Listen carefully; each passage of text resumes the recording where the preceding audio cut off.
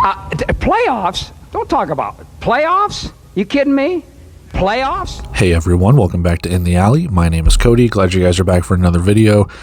Just a quick thing. I'm going to do the recaps here, later tonight and all that stuff. But for the time being, we're going to talk playoffs and everything like that. Luckily, the Indoor Football League has kind of laid it out. I've just laid it out even further so that way you don't have to go through every single recap and stuff. Put a nice, neat little list for everyone to kind of gather, and we'll go from there. So with that, let's go talk some playoffs.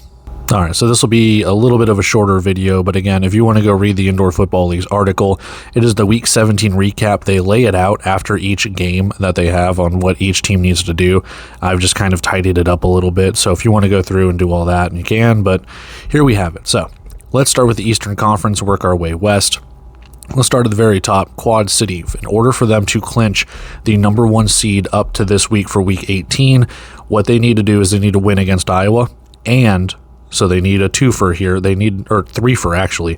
They need a win against Iowa, then they need Green Bay to lose, and then they need Jacksonville to lose. Simple as that. Easier said than done, though. But there it is. For Quad City to clinch the number 1 seed, they need to win and have the 2 teams below them lose. In order for Quad City to clinch a home playoff game, they just need to win against Iowa. Simple as that. So Quad City can get a home playoff game and secure themselves at least the number 2 seed. They can get the number 1 seed if things break their way and have Jacksonville and Green Bay both lose. Moving down the list, Green Bay can clinch a playoff berth this weekend if they win versus Massachusetts, so one of these two things can happen. If they beat Massachusetts, or Tulsa and San Antonio both lose. Now, there's something along the strength of schedule with San Antonio, so obviously San Antonio is eliminated from the playoffs, but Green Bay can clinch a playoff berth if they win against Massachusetts, which will probably be the easier of the things because then you're not relying on other people, or if Tulsa loses and San Antonio loses as well. So there we have it for Green Bay, kind of cut and dry with that one. See how it goes. For Jacksonville, it is also cut and dry too. For Jacksonville to clinch a playoff berth, they need to win at Tulsa, or they need Massachusetts to lose. So it's either it's not necessarily exclusive. So they either win against Tulsa, or if they lose against Tulsa and Massachusetts loses, they still get in. So multiple ways for the Sharks to clinch a playoff berth here.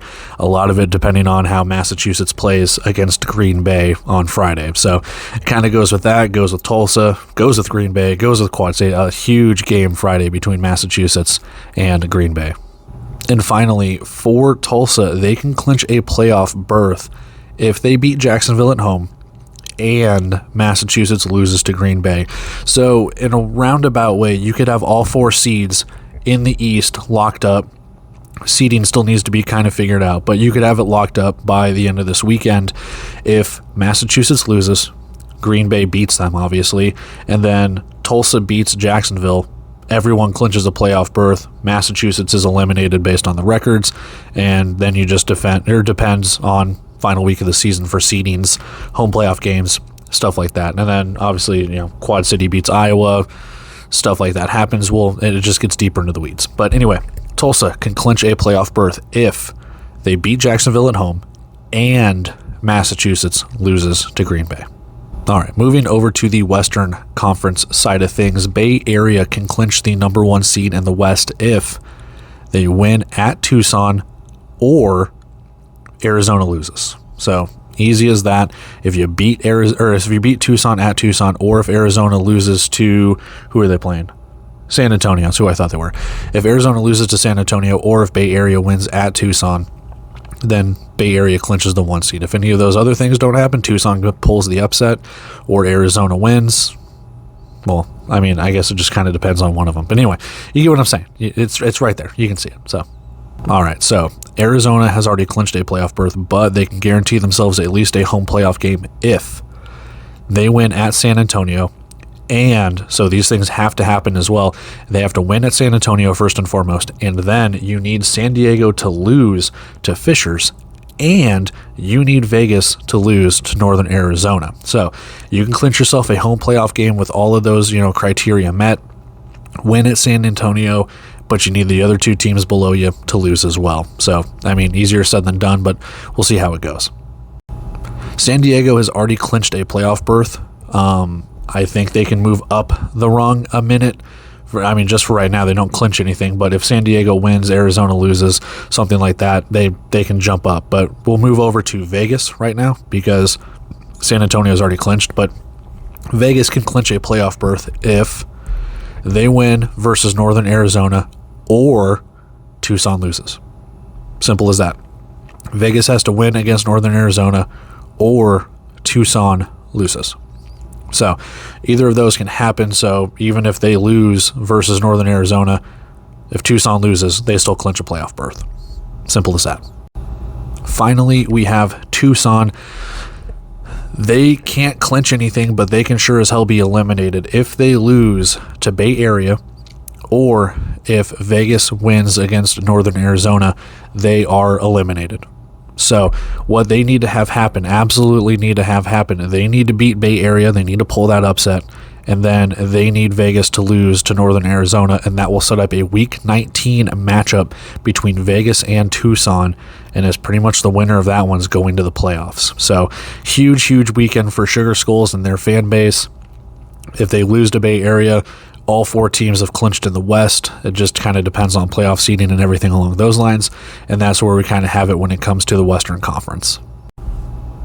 And there you have it, just a quick little rundown of all of the playoff scenarios going into this weekend. Like I said, if there's anything wrong with it, take it up with the Indoor Football League website, I guess. But from what I've gathered on that Week 17 recap, it looks like they are basing it off head-to-head. No conference win percentage or anything like that, especially when, especially when they're taking in like the San Antonio loss.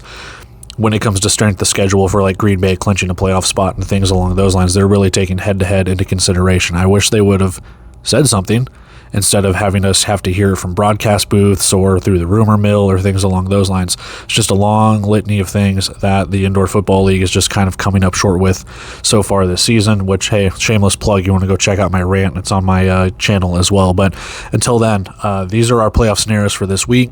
We could have, by the end of this weekend, every single playoff berth clinched, and then the final week of the season is just, seeing who gets seated where, who plays what, who's going on the road, things along those lines. There could be some more drama going to Week 19, and if you really want Tucson to be Cinderella, that could be something you're rooting for too. But that's a huge thing, a huge undertaking for this whole thing. Of course, we'll see how it plays out when Week 18 rolls around. But until then, I'm taking off here, guys. I love and appreciate every single one of you. If you feel so inclined and want to like, share, comment, subscribe, whatever you guys want to do, it doesn't bother me one bit. With that, still working on the Week 17 recaps. I should have those out, sometime in the next couple of days, and then we are just right up against it with Week 18 being right here. We got the one Friday game between Mass and Green Bay. Huge playoff implications, which, hey, just scroll back a little bit and you'll see the implications.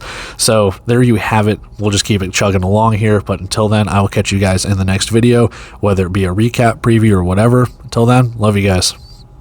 See ya.